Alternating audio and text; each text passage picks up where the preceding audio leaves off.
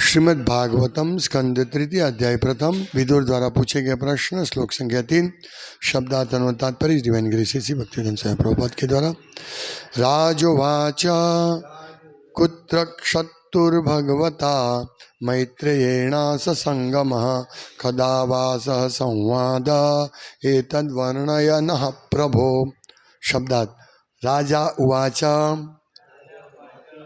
राजा ने कहा, कुत्र कहाँ, क्षत्तु विदुर के साथ, भगवता तथा अनुग्रहकारी, मैत्रेयेण मैत्रेय के साथ आस हुई थी, संगमः मिलन भेंट, कदा कब, वा भी, सह साथ, संवाद विचार विमर्श, एतत् यह, वर्णया वर्णन कीजिए, नह मुझसे, प्रभो हे प्रभु।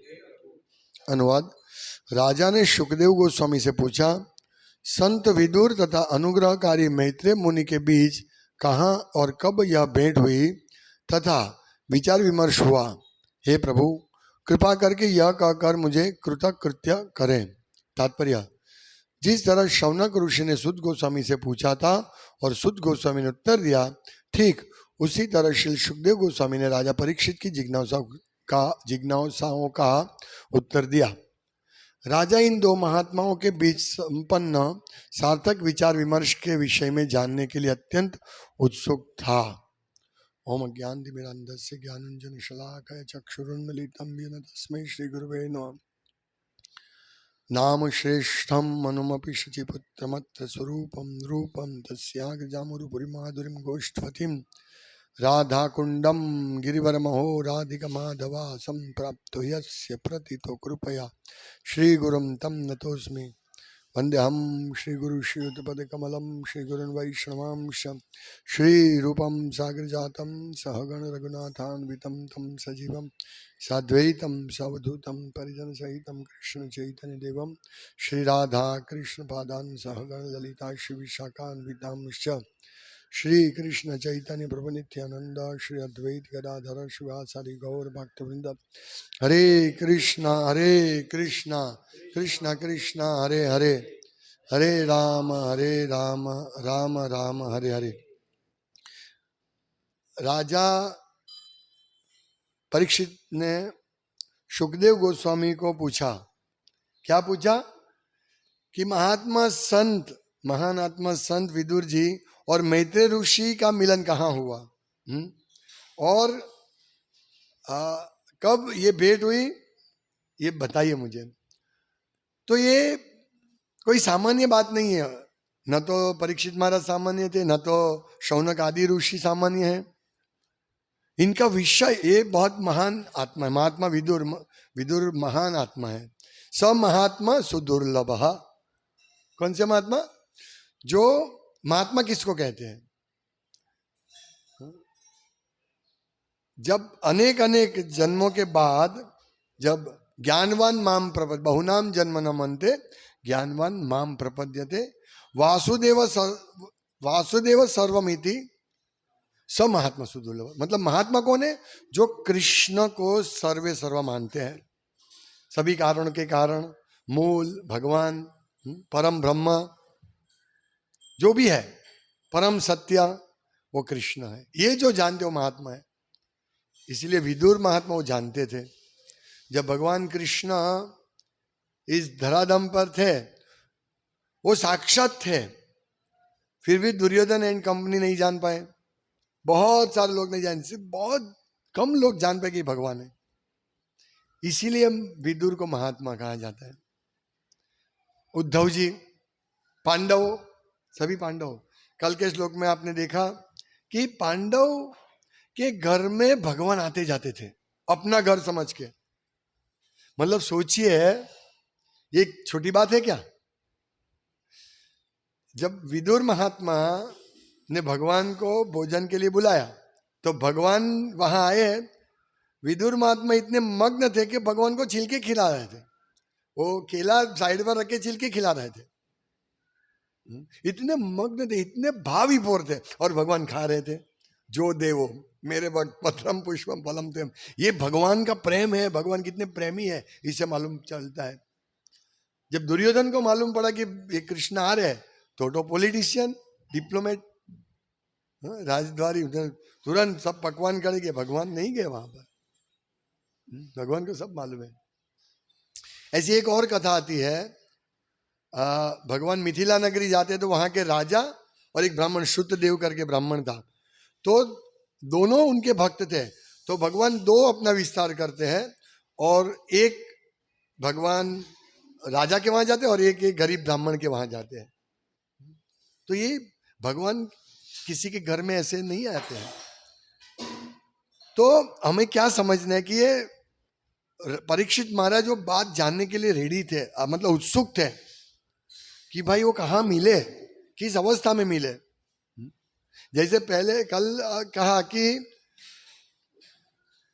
सुखदेव गोस्वामी ने कहा कि उन्होंने पांडवों का घर छोड़ दिया विदुर महात्मा ने, तो उनको तुरंत राजा को ये हुआ कि क्यों छोड़ा, इतना आनंदप्रद घर था, क्योंकि वो वृंदावन से अभिन्न था, क्यों छोड़ा। तो ये सब जानना उनको बहुत रुचिकर था। ऐसी ये जो जिज्ञासा है, तत्व जिज्ञासा, ये जिज्ञासा सामान्य लोगों की जिज्ञासा की तरह नहीं है। उन्होंने सब सुना, पहले उन्होंने परीक्षित महाराज ने सुना जो विश्वरूप का कैसे वर्णन हुआ था, कैसे सब इंद्रिय उत्पन्न, वो सुनने के बाद अभी वो बोल रहे हैं कि वहां कहाँ मिले और क्या कर रहे थे। तो हमें ये क्या समझना चाहिए, ऐसी बातें महान आत्मा को भी प्रसन्न करने वाली है। राजा परीक्षित महान आत्मा थे, शौनक आदि ऋषि भी जैसे तैसे नहीं थे, वो भी सुत गोस्वामी को यही प्रश्न पूछ रहे थे और ये जानने के लिए उत्सुक थे। इसका मतलब ये है कि यदि हमें एक सामान्य जीव, ये बद्ध जीव भी रहना है, तो हम इधर उधर की ही बातें करें। यदि हमको भगवान का भक्त बनना है, तो हमारा बात का विषय ये होना चाहिए कि विदुर महात्मा क्या कर रहे थे, अभी कौन सा मोबाइल अभी मार्केट में टॉप में है, ये सब क्षणिक है। पहले जब ये एंड्रॉइड फोन नहीं था, नोकिया इतना पावरफुल फोन था, मतलब लोग नोकिया फोन लेते थे। हाँ, अभी नोकिया को तो कोई सुनते ही नहीं है, देखते भी नहीं है, वो चला गया। आप समझ रहे हैं, वो एकदम आउट ऑफ डेट हो गया। ऐसे ही घूमने जाना, ये सब, अभी पहले डुमस जाना, हाँ, सूरत वाले लोगों के लिए डुमस जाना था तो बहुत बड़ी बात थी। अभी डुमस जाना ठीक है, चलते चलते कभी भी जा सकते हैं। अभी तो बाहर जाना, ये अंडमान निकोबार जाना, ये अभी है। कहने का तात्पर्य, ऐसी सब बातें टेम्पररी होती है। आज जो बात में हमको आनंद मिलता है, जैसे नोकिया फोन, अपने पास नोकिया फोन है, आनंद था, अभी नोकिया फोन है, डिब्बा कौन किसके पास होगा, अभी आनंद चला गया, अभी दूसरा आनंद हो गया, है ना। डुमस चला गया, अभी अंडमान निकोबार आ गया। तो कहने का तात्पर्य, ये सब बातें प्लस माइनस, हाँ, ऐसे ऊपर नीचे होती रहती है। इसलिए हमको ये बातें नहीं करनी है। यहाँ क्या बात करें, 5000 साल पहले की बातें भी अभी उतना ही पावरफुल है। सुखदेव गोस्वामी को परीक्षित महाराज ने 5000 साल पहले, जैसे ही भगवान गए उसके बाद, और ये सुत गोस्वामी ने उनके बाद 1000 साल का यज्ञ किया, मतलब 4000 साल करीब समझो ये बात हुई। मतलब हजारों साल से ये बातें बिना कुछ बदली अभी भी चल रही है। हाँ, आप समझिए, वही बात पूछ रहे हैं कि उन्होंने वहां कहा मिले और क्या किया, समझ रहे। यानी हमारा विषय अगर आध्यात्मिक बात में है तो ये चलेगा। अन्ना हजारे करके एक आदमी था, उन्होंने एक मूवमेंट चलाई थी, भ्रष्टाचार विरोधी मूवमेंट। वो मूवमेंट में वो लोग इतने, पूरे भारत में सब लोग अन्ना हजारे करते थे, हाँ, भ्रष्टाचार। तब भगवत दर्शन में एक आर्टिकल लिखा था रामा गिरधारी प्रभु ने, और मुझे बताया कि प्रभु अभी अन्ना हजारे के विरुद्ध कुछ भी नहीं बोल सकते, इसलिए आप चेक कर लो। तो मैंने भी चेक किया। तो यदि हम थोड़ा भी इधर उधर बोलेंगे तो सब चिल्लाएंगे, हे ये क्या लिखते हो। हम जो सच बोलेंगे तो भी हम बोलेंगे भ्रष्टाचार ठीक है, ये बात टेम्पररी है, हमें इसके पीछे नहीं दौड़ना चाहिए भ्रष्टाचार नाबूद करने का, और वो नाबूद होगा भी नहीं, कुछ भी कर लो। लेकिन यही बात अगर उस टाइम हम बोलते हैं तो लोग चढ़ जाते हैं हम पर कि देखो ये भक्त लोग ऐसे ही करते हैं। अभी हम कितना भी बोलेंगे कोई नहीं बोलेगा, हाँ सही बात है, हमारी बात सही मानेंगे, है ना। मतलब ये भौतिक जगत की सब बातें क्षणिक होती है और इसकी चर्चा का कोई आवश्यकता ही नहीं है। मूल हम लोग तो अन्ना हजारे की चर्चा नहीं कर रहे थे, न तो हम पॉलिटिक्स की चर्चा करने वाले हैं, हमारा विषय वही है ही नहीं। लेकिन हम उससे क्या शिक्षा लेनी है, आध्यात्मिक शिक्षा क्या लेनी है, कि भाई हमने उस टाइम वही लिखा कि अन्ना हजारे ये भ्रष्टाचार का मूवमेंट खोल रहे, लेकिन ये सब उससे कुछ नहीं होने वाला है, समाज की स्थिति उससे फर्क नहीं पड़ेगी। ये बंद होगा नहीं होगा एक दूसरी बात है, लेकिन इससे कोई फर्क नहीं पड़ेगा। हम वो लिख रहे थे उस टाइम पे। तो हमारी जो वो उस टाइम की बात है वो आज भी वही है कि भाई इससे कोई फर्क नहीं होने वाला है। हाँ? तो ऐसी बात जो शाश्वत बात है उसकी चर्चा होनी चाहिए, और जहाँ शाश्वत बात की चर्चा होती है वो हमको उसके बारे में इंक्वायरी करनी चाहिए। इसीलिए हमारा घर में, हमारे सर्कल में हमें ऐसी ही बात करनी चाहिए भगवान की, तो ही हम किसी को लाभ दे सकेंगे और हम लाभ प्राप्त करेंगे। हमारी चर्चा क्या होती है, भाई ये प्रभु जी ने, जैसे गोपाल कृष्ण महाराज का देह त्याग हुआ, निधन हुआ, तो हमारी चर्चा उनके विषय में थी। बहुत सारे लोग मरते हैं हर रोज, लेकिन हम क्यों गोपाल कृष्ण महाराज की चर्चा करते हैं? क्योंकि वो कृष्ण के भक्त थे और उन्होंने कितने लोगों को भक्त बनाया, कितना प्रचार किया। हमारी चर्चा ये थी, खुशी से चर्चा करें हम। मृत्यु का दुख होता है, लेकिन यहां खुशी से चर्चा, क्योंकि वो महान आत्मा ने इतना ऐसा कार्य किया था। तो ये चर्चा हम सबको हमारा कल्याण करेगा और हम सबको लाभ, उत्तम सर्वोत्तम लाभ प्रदान करेगा। सर्वोत्तम योग, इसको सर्वोत्तम योग कहते हैं, कि ऐसी बातें जो हमको, ऐसी सर्वोत्तम बातें जो सर्वोत्तम भगवान के विषय में हो, और वो विषय से हम भगवान से जुड़ सकते हैं, और इसको बोलते हैं सर्वोत्तम योग। योग यानी जुड़ना। हम चौथे दिन सेमिनार में देखेंगे योग। तो हम भगवान से किस प्रकार से जुड़ सकते हैं, वो बातें से हमारा कल्याण होगा, वो बात तो लाभप्रद है। और ऐसी बातें पूछने से, ऐसे प्रश्न पूछने से, ऐसे उत्तर प्राप्त करने से पूरा विश्व का कल्याण होगा। इसीलिए भगवत गीता का प्रचार होना चाहिए, भागवतम का प्रचार होना चाहिए, क्योंकि उसमें ऐसी बातें हैं जिससे सुन के लोगों का अत्यंतिक कल्याण, परम कल्याण होगा। छोटा मोटा कल्याण नहीं होगा, बहुत बड़ा कल्याण होगा। बड़ी बड़ी सभा होती है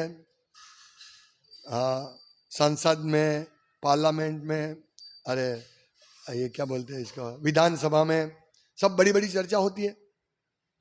बड़े बड़े कंपनियों में चर्चा होती है, लेकिन वो चर्चा किसको सुनने में इंटरेस्ट नहीं है,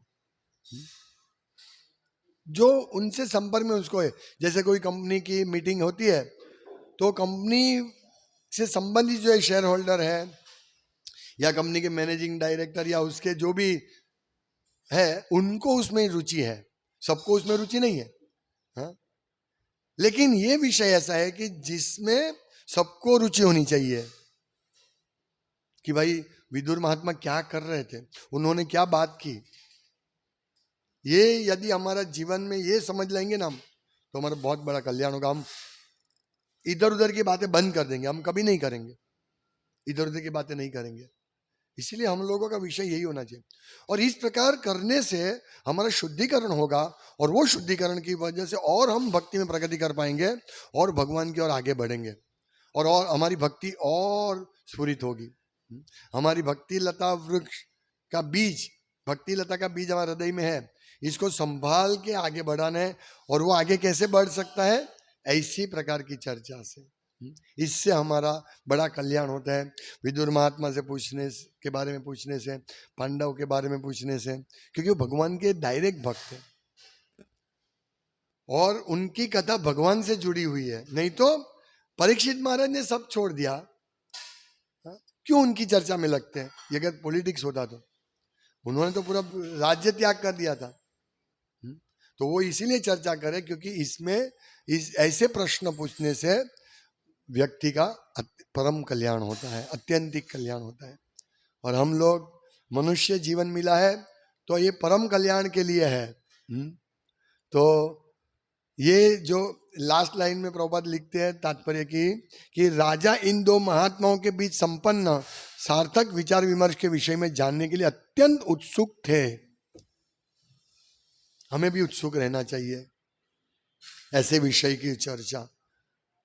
देखिए, ऐसे देखना जाए तो विषय एक ही है, कृष्ण कृष्ण लेकिन कृष्ण अनंत है, इसीलिए उनके बारे में बातें जो है वो अनंत है, उनकी लीलाएं अनंत है, उनका गुण, उनके रूप, उनके अवतार, उनके पार्षदगण, उनके भक्त अनंत है। तो ये भागवतम में वो अनंत भगवान के अनंत लीलाओं के थोड़ी हिंट दी गई है। किस प्रकार से विदुर महात्मा भगवान के शुद्ध भक्त थे, क्या चर्चा की, यही हमको आज हमको विचार विमर्श करना चाहिए कि यही हमारा कल्याण करेगा और कोई कल्याण नहीं करेगा। इसीलिए सब भक्तों को हमेशा ऐसी बातों में ही मग्न, मैं बार बार यही बोलता हूं कि हमारा कोई अगर उल्टी सीधी बात करता है ना तो ठीक है, कोई इंक्वायरी के लिए पूछे, एक अलग बात है। भाई मेरा मोबाइल खराब हो गया जो मुझे, तो मैं पूछ सकता हूँ कि प्रभु ये मोबाइल, अच्छा मोबाइल कौन सा है, वो एक अलग बात है। लेकिन अच्छा मोबाइल है, आपके पास है, मेरे पास है, और हम उसकी बात है, मेरा तो बहुत अच्छा मोबाइल है, तुम भी ये लो, ऐसी बात है नहीं। जो इतना जरूरत है, आवश्यक है, उसके हिसाब से काम करो। यदि हमको व्हाट्सएप का आवश्यकता नहीं, बंद कर दो, यूट्यूब का आवश्यकता नहीं, बंद कर दो, ये छोड़ो, नहीं तो ये बड़ा रोग है हमको। और यूट्यूब में कल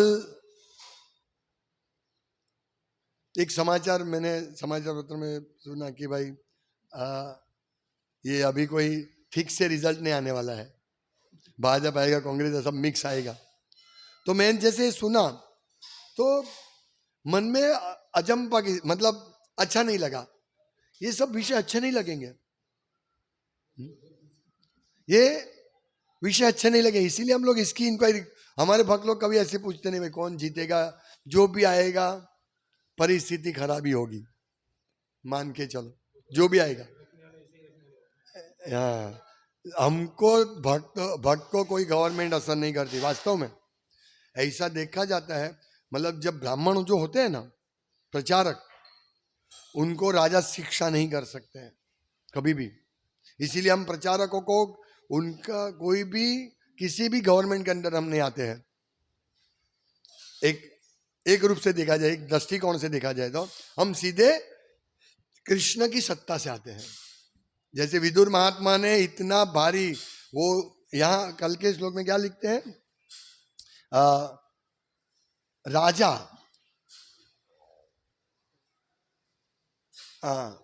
देखिए पहला श्लोक में क्या लिखा है, राजा विदुर ने, राजा विदुर को राजा के पद पे थे, वो मंत्री थे महान, उनके भाई थे, राजा के भाई थे। तो इनके बारे में मतलब वो राजा होने के बावजूद छोड़ दिया, फिर किसके, उनकी गवर्नमेंट ही है भगवान, और हमारी गवर्नमेंट भी भगवान है। कोई भी गवर्नमेंट आए उससे हमको कोई फर्क नहीं पड़ेगा। जब श्रील प्रभुपाद, उनके गुरुदेव ओम विष्णुपाद परमहंस परिव्राजकाचार्य अष्टोत्तर शत श्री श्रीमद भक्ति सिद्धांत सरस्वती गोस्वामी महाराज को जब मिले, तब बोला, उन्होंने पहले ही बोला प्रभुपाद को, हमारे प्रभुपाद को, भक्तिवेदांत स्वामी प्रभुपाद को, कि आप नवयुवक को आप अंग्रेजी में प्रचार करो। तब हमारे श्रील प्रभुपाद ने उनके गुरु महाराज प्रभुपाद को कहा कि हम अभी आजाद नहीं है, उस टाइम हम गुलाम थे, ब्रिटिश के रूल के अंडर थे, हम आजाद नहीं है। तब हमारा संदेश कौन सुनेगा, पहले हम आजादी प्राप्त करें। तब भक्ति सिद्धांत महाराज ने बोला कि भगवत भक्ति को, भगवान के भक्त को, प्रचार को कोई पॉलिटिक्स नहीं रोक सकता, कोई देश की सीमा रोक नहीं सकती, ये पूरे विश्व में प्रचार हो सकता है, क्योंकि ये बहुत भारी मैसेज है, डायरेक्ट मैसेज है भगवान का, और इसका प्रचार करना चाहिए। इसीलिए हम लोगों को ये समझना चाहिए कि हम जो भी परिस्थिति होगी, हाँ, हम उस परिस्थिति में प्रचार करेंगे, चाहे कांग्रेस होगा, चाहे भाजपा होगा, चाहे मुसलमान राज्य करेंगे, चाहे हिंदू करेंगे, चाहे क्रिश्चियन करेंगे, हमको इससे कोई फर्क नहीं पड़ेगा, क्योंकि हम कृष्ण का प्रचार करते हैं। हाँ, राजा यदि कृष्ण भक्त है, कृष्ण का अनुयायी होना ही चाहिए राजा को, तो बहुत बड़ी बात, बहुत अच्छी बात है। लेकिन थोड़ी कृष्ण भक्त भी नहीं है और उल्टा सीधे है, तो वो तो अच्छा नहीं हमारे लिए। तो हम लोगों को तो प्रचार करना है, ऐसे महात्माओं की बात ही सुननी, हमारा विषय यही है, हमारा और कोई विषय नहीं है, भगवान की बात का ही विषय है। हरे कृष्णा। श्रीमद् भागवतम की जय, श्रील प्रभुपाद की जय।